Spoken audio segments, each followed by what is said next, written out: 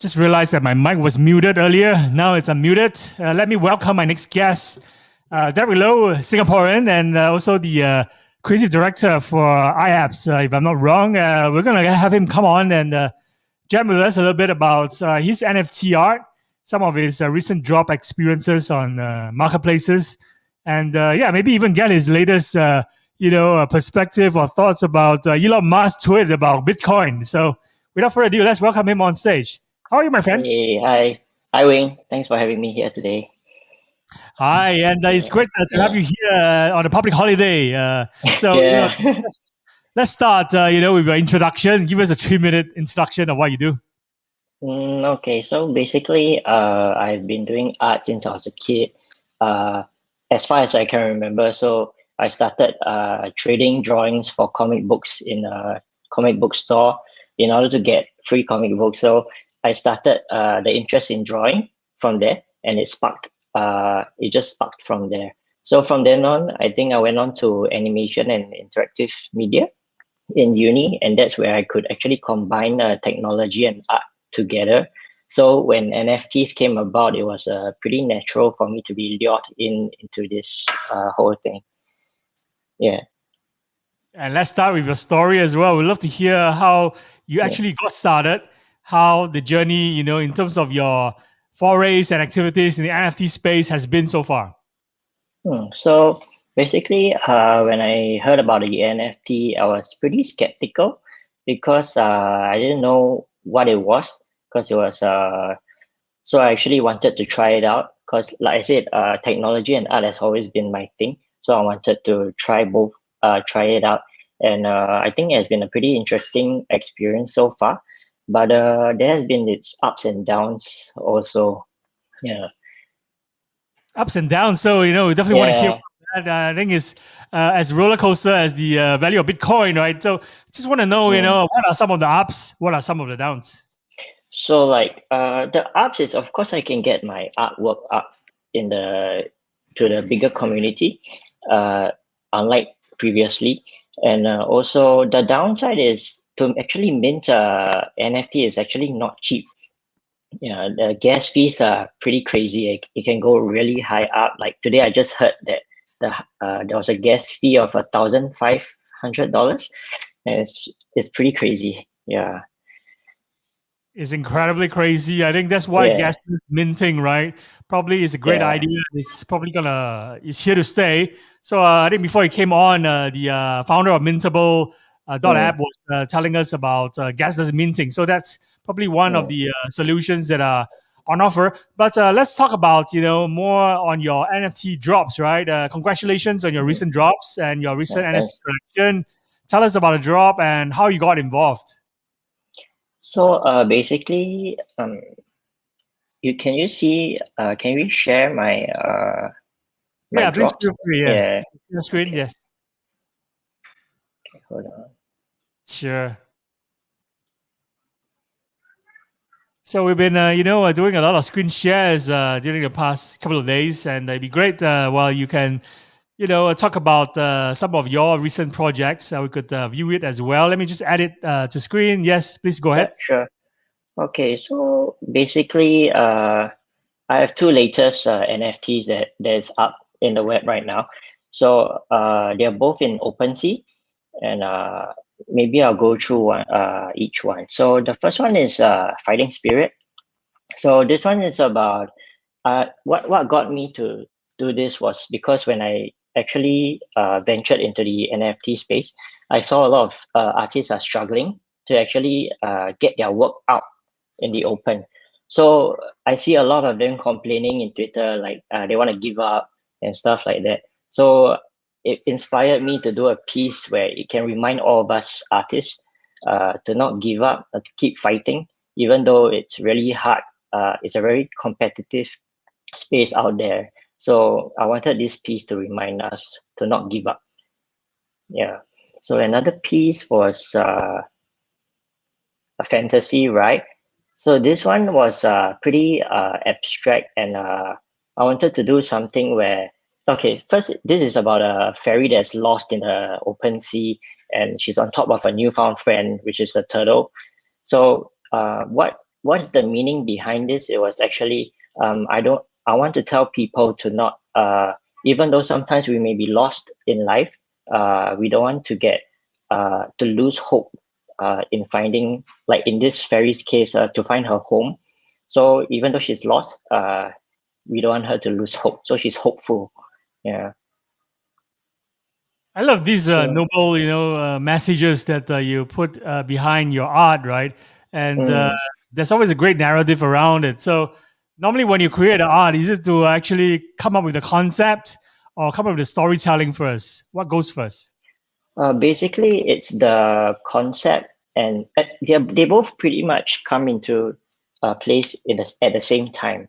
Because, for example, for this particular piece, fantasy, right? I actually I thought about the idea that I wanted to portray. So I actually did a concept in Photoshop, like putting together like how would a fairy look on top of a turtle, and like the how I want it to look. I wanted it to be colorful because I realized that most of my work were pretty dark. So I wanted to do something different this time. Yeah, It looks amazing, and thank you. we're gonna maybe let you continue to share screen. Do you have other stuff to show us? Oh Is yeah, this sure. really place where normally you'd list some of your projects, or you actually Yeah. like spread it around in maybe have certain other collection in other marketplaces? So basically, Try Showtime is actually a pretty good website for us artists to actually consolidate all our art pieces where that we have minted in different marketplaces. So, for example, I have stuff from Rarible, which is the tactical op piece over here. So this was minted in Rarible. So this website actually puts all our different marketplace NFTs into one. So when I want to share something with a collector, I just show him this particular link, so you can see whatever I have that's for sale currently. Yeah. This is wonderful, and thanks for Mm. showing us Showtime, because it's a platform that I'm not aware of, and I'm learning so Mm. much from digital artists like you, and this Yeah, is a no good worries. way, yeah, Yeah. to show your gallery. Mm. Thank you. Yeah. The one with the So American soldier, I think, is that like a desert warfare inspired piece? And maybe tell us the yeah, story it behind that one. was. So basically, this one was done way before the NFT times. So I wanted to do this. Uh, it was actually on display. So it was being sold in display. But I find that that space over there, in terms of an artist's perspective, I didn't have much control on how I earn from what I'm doing. So I want more to do justification to myself. So I wanted it to be on the NFT space instead. Yeah. This is brilliant. And, I want to Thanks. maybe ask you more questions regarding your pricing strategies, maybe your Mm, take on the metaverse as well. So let's move on. Just want to ask you, by having all okay. your work now in this NFT space, right? What Mm. is it like as an artist to have your work valued in this way? To me, I think it's a good way for me to actually gauge my work. Like if I put it up, people will comment, especially on Twitter where people are very active there. So you actually know where you stand, like whether they like it or they don't. And from there, I can actually improve myself, whether I should do more of this kind of work or maybe I should move on to something else. Yeah, it's more of a gauge for myself.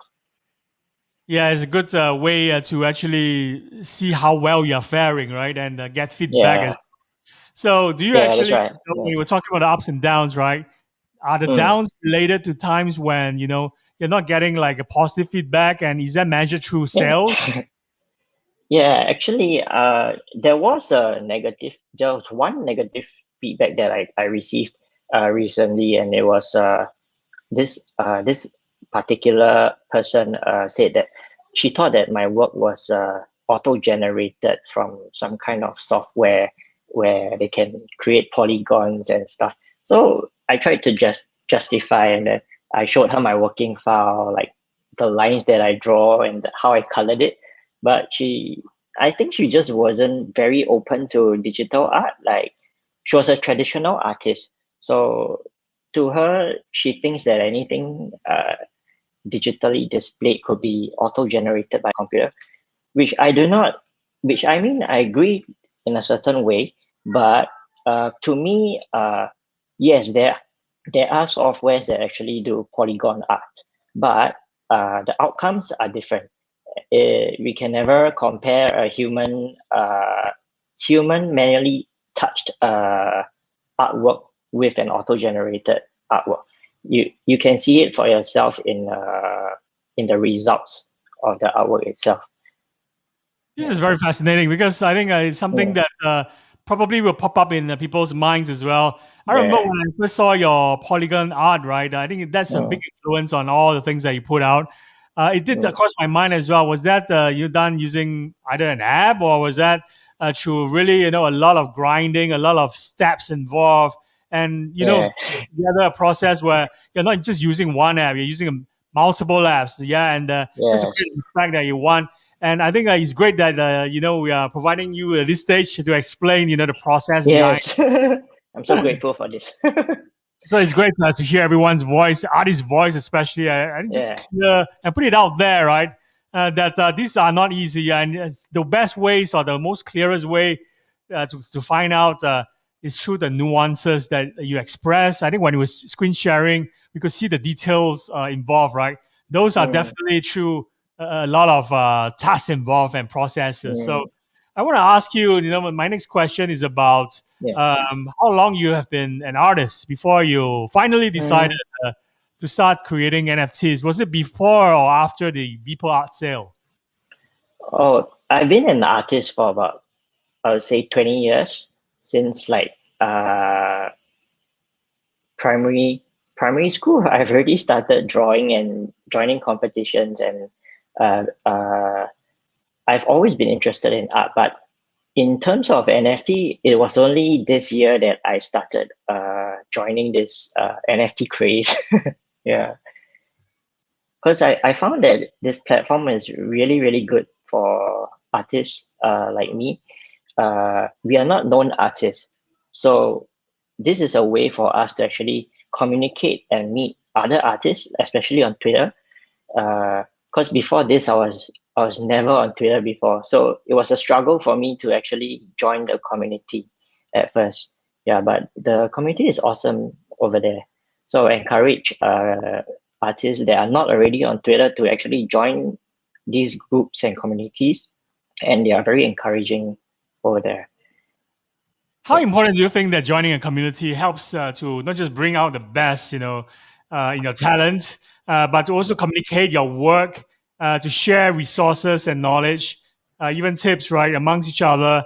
And we're seeing more and more of, communities coming together.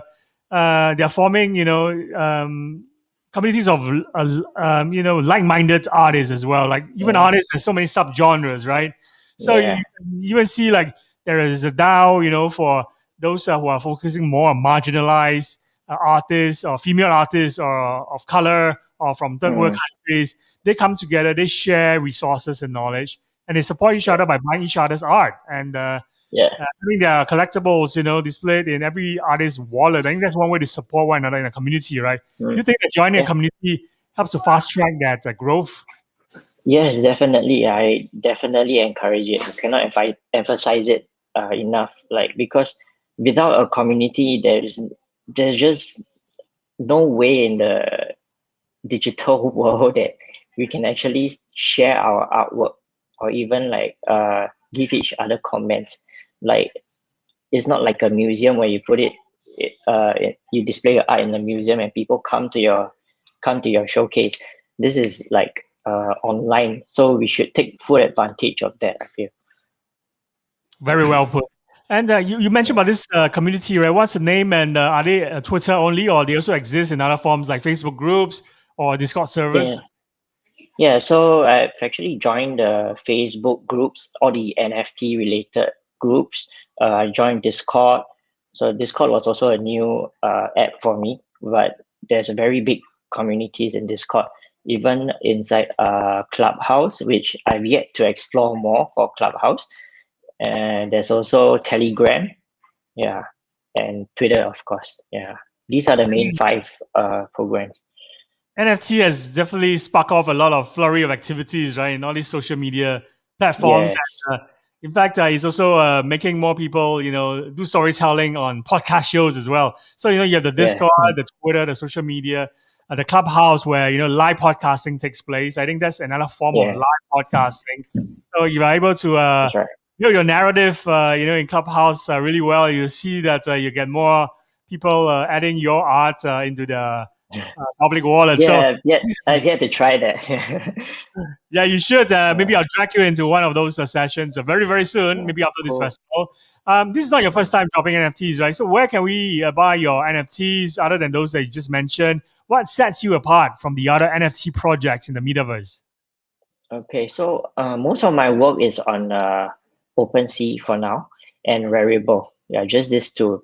So I'm actually exploring more marketplaces because of the high gas fees, as you know, and I'm definitely open to more marketplaces. So what actually sets my work apart, I think, is because before actually started making my NFT, I didn't want to be in the I didn't want to join the crowd, as in everything looks the same. If you look into the NFTs, what's the top selling, I didn't want to do the same things as what they are already doing. So I noticed that poly art is actually not very common. There are some, but it's not very common. So I wanted to promote that space in that kind of artwork. How many artists in Singapore or Asia are also, doing what you do, like very focused heavily on polygon art? Wow, I honestly do not know yet. Maybe after today I might know. I hope Yeah, they maybe add after me today and they we will can DM connect. you, right, and say, I'm doing something similar, but this is how I do it. So Yeah, it's how you can share tips amongst each yeah, other and cover each other, right? So my yeah. next question is about, what is it like as an artist, right, to have your work valued in this way? Because right now, for an artist, especially those in the digital field, right, to be able to drop Mm, their projects in mm, marketplace, to be able to actually gain new fans, get a lot of views and bits, and then have mm, successful transactions as well. It creates mm. a new form of creating or establishing relationship with your audience, right? Because someone, if Yeah, they buy your art, they'll definitely, want to share it or show it off, and they become your yeah, ambassadors as well. So, what is it yeah. like What is it like? for you? For me, I've yet to experience it. Yeah, once I get my sale, but I think it's great because once the beauty of NFT is, even if my artwork is being sold, I get a commission if it's being resold by the collector. So that is a very attractive thing for us artists. Like, we know that our artwork is being pushed forward, so it doesn't just stop at a single sale. It can go forward as many times as possible, and because of the commissions, I think it's a great thing for us artists. But of course, if we don't get sales, I also think that I try to remind myself that no sale does not mean our work is bad. So I think we have to remind the other artists, like, that haven't got sales as well, that just because we are not selling, it doesn't mean that our artwork is not appreciated. Uh, it's just we haven't found the right audience, I feel. Yeah, that's why we have to keep pushing in Twitter and all the different communities. Yeah, I think that's a Yeah, really good point, and for even for the fact that the artist mindset, right? The in the first place they're in this trade is because they want to escape or avoid numbers, right? I think not to be yeah, overly obsessed with numbers like views or even like how many number of sales that are successfully transacted. These are the things yeah, that actually don't really matter much. It's the growth of the artist in his journey, right? That really matters, yeah, and uh, you're constantly getting feedback and getting the ability to see action. I think that's what's going to improve you, and those things that will come, eventually. So sometimes it's also about being early in the phase, right? It's not that an artist sucks or an artist is really, the worst of the batch or the worst, in the particular subgenre, for example. It's just that they just started, they're just beginning, and then you can't actually expect even Picasso, for example, to immediately, if he's still alive today, right, to drop something, when he's just starting out and immediately sell out, right? It took a year, decades of grinding for him to be well revered, even decades or centuries later. So, it's always about the longevity plan. I think you're one of those who are in this for the long-term play, not for short-term gain. So, do you think that anyone who buys NFTs, right, when a creator actually drop, they're not just looking at making a fortune, or like they are buying your art not just because they think that it will increase by 100x in X number of years, right? Like they're looking at this as a lifetime of memories, right? Yeah, that's right. So in that case, when you want to create a memories for even the collectors, how do you actually do that? Is it through storytelling? Is it through building a very good narrative like what you have just told us earlier, like the inspiration or the concept before you even show the art? Yeah. So for me personally, I think there should be a story behind your artwork. But then coming into the NFT space, it has proved me wrong upon seeing like certain art pieces. I don't want to name any, but it's just that my eyes are open. Like people are actually buying stuff that do not have any story behind them at all, even. So it's pretty mind-boggling for me. So, but I'm still trying to grasp that in my mind. It's a process. I think a story. Yeah, I think a story definitely has to be behind your artwork. Yeah, most definitely. I think that's building the narrative portion, which a lot of artists are struggling with. What else do you think an artist is struggling, at this moment when it comes to marketing their work? when it comes to marketing their work, like I said, I think the part where they are struggling is first is when they are for them to even mint their artwork. That's the first thing that might stop them from even continuing on this path, because like for me to mint my first one was about 150 USD, which I thought was pretty crazy already. So, and I actually did that on Rarible. So on Rarible is where you actually pay for the gas fees first before you even can put your artwork up. So that's where I discovered OpenSea, where I can actually just pay a one-time gas fee, and then I can put up as many artworks, and I only pay for the gas fees when someone purchases my particular work up there. So that was the first hurdle that I think any NFT artist would face. Like they want to get all their works up, but they don't want to be paying so much money, and in the end, they're making a loss instead of a profit. Yeah. How much did you pay for a gas fee for your initial drop?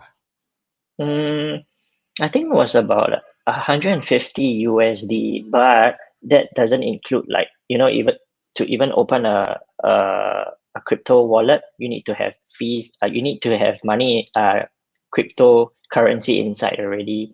So you have to add on fees like that. It just keeps adding on. I think it definitely alienates a lot of artists, right? In terms of like that brave step to get into this NFT space, right? When they have to overcome, these gas fees that are preventing them from experimenting. But of course, the price strategy is geared towards the whale. Then 150 is actually very little. It's a spare change for those who are targeting. The price strategy is towards the general collectors. Then 150 then costs probably even more than the price of the digital collectible. So it does make them think twice. I think that's where gases minting. I think where platforms that provide the option of you not having to pay gas fees up front, and also where there are so many other chains, right? That I think we're talking about Wax, Engine Flow, Phantasma Chain.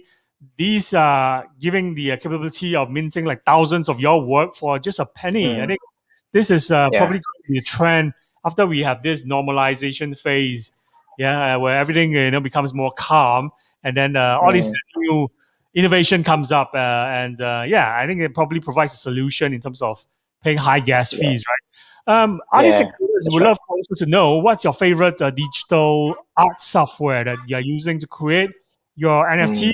So, like you mentioned about some tools already. How about those professional tools and amateur tools that you put together or masking tape together? Maybe share with others what helps bring your imagination to life. Okay, so basically for me, I start off with Photoshop, and then I try to research for ideas and then put it in Photoshop and try to see the composition of things first. And then later on, when I'm pretty sure of what I've already achieved in the concept, then I move on to Illustrator. So Illustrator is the software that I use to do my poly art, and then I will start doing my work from there. So I might bring it back onto Photoshop again to do some post editing. Other softwares are like if I'm doing illustration stuff, like just purely digital painting, I'll use Procreate on the iPad, which is perfect for that. Yeah. That's great. And we also would like to know, in terms of your mindset as well, what is success or successful for you? To me, is to have my work recognized and appreciated. To me, that is success. Yeah. So the appreciation, feedback, the cheerleading, right? Yeah, this is actually very encouraging. Yeah. So in Twitter, that's why I found Twitter to be really awesome. Like I see people liking and commenting, and I feel very encouraged to keep pushing forward. Yeah. This is to me is why Twitter has really taken off, right? It's not just as a result of NFT artists getting a lot of encouragement there, but also because of Clubhouse, right? So if you are very active in Clubhouse, you see that there's only two ways to find out who is speaking. Either you click on their Twitter or their Instagram, and these are all artists like you because your Instagram is so on point, and they want to know exactly what you tweet about as well. So when they click on Twitter, they find out, you're someone who have a lot of things to share, to the universe, and you're also very supportive of other artists. Then you're probably an artist that I would support as well. So I think these are really the medium that no one should neglect anymore. They should reactivate it. Yes, they have not you're right. Technology. Yeah. In fact, I'm like following artists that I never heard of before, or even like photographers. Their work are so good. Like they're very inspirational, even for me to want to do something that is being inspired by that. Yeah, so it's a very good platform. And there's so many greats. I wouldn't like to use the word influencers. I would say thought leaders or people, considered as the authority in certain space, right? They're all, existing and living and surviving in Twitter. And every day, sometimes, your favorite artist or your favorite thought leader, right, are tweeting constantly. I'm not just talking about Elon Musk, right? Because whatever he tweets has an impact even on the price of Bitcoin. But I'm talking about all these other people who are continuously, learning and sharing about things that they learn, and it helps you to become smarter right away if you hang out more on Twitter as well. So, technology, what did you think of NFTs when you first heard about them? I was very skeptical, like I said earlier. It's like because I really knew nothing about it until this Bebo craze came about, and I was like, oh wow, this guy managed to sell his work for such a high price. And then another bomb was the crypto punks. Was pretty impressive how they could sell their stuff. And then I learned the story behind their artwork. So actually, I actually respect like their work. Yeah, I think these two creators, they have something in common, right? In the beginning, they either freely give away their art or they charge it really, really low price. And then they kind of like delay their ask. So they're able to actually charge really, really high now. Like whenever a crypto punk is released or new people art, it fetch really high figures, right? And they're always in the top 5 or top 10 in terms of sales transaction. So do you think these are the blueprint for artists to follow? What do you actually like, the most about how CryptoPunk approach building community and also their pricing strategy? For them, I respect them because they did this way before any of this NFT blew up. It was, I think, in 2017, if I'm not wrong, where they already did it. So for them, it was maybe it was experimental. I'm not sure, but I feel that the idea was there already. They implemented it. And it just bloomed from there. So I think they hit the jackpot on that. Yeah. It's like a perfect storm, isn't it? Pandemic. Yeah, it People is. spending more time. In front of their social media. People consuming more content. People are admiring more digital art. Sharing and posting more on Instagram, and people are hanging out more in Clubhouse. And then suddenly NFT become a thing. And I think that's also the responsibility of a few whales. The investors really brought a lot of new energy back into this space, right? So I want to ask you, was the idea for NFT you're doing someone else's idea or suggestion, or was it one of your fan requests? No, it was my doing, but I had friends messaging me, hey, why don't you try this out?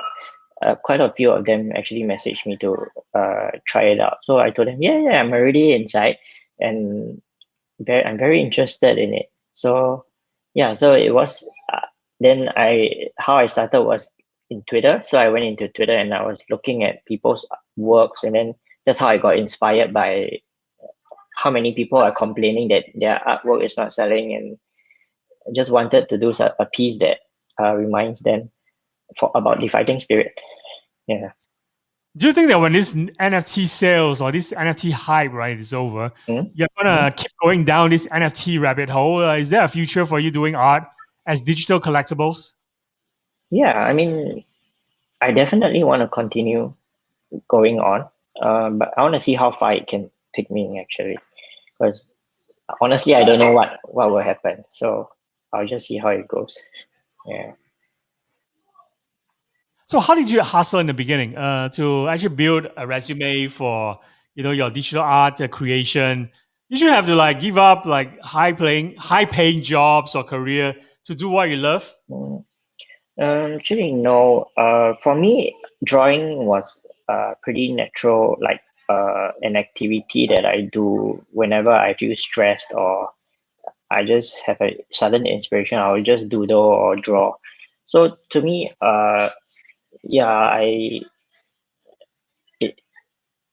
how I go about doing it. Yeah. And your day job, right? I understand you are the creative director for iApps. Is that right? Yeah, So that's is right. it actually compliments, in terms of like, since you're already very creative, doing a lot of creative stuff in a day job, so you're able to actually funnel some of those overflowing, passion or ideas, right, into NFT space as well? Maybe more from the technology point of view. Yeah, in that aspect. Yeah, because I deal a lot with mobile apps, designs, user interface. So we learn a lot about empathy, like doing things to understand your audience. So that's why I have this concept behind my artwork. Yeah, understanding your audience. I think that's something that you know in the head, right? I think you must also agree with these saying that collectors, they love collecting things that they felt connected with, right? Yes.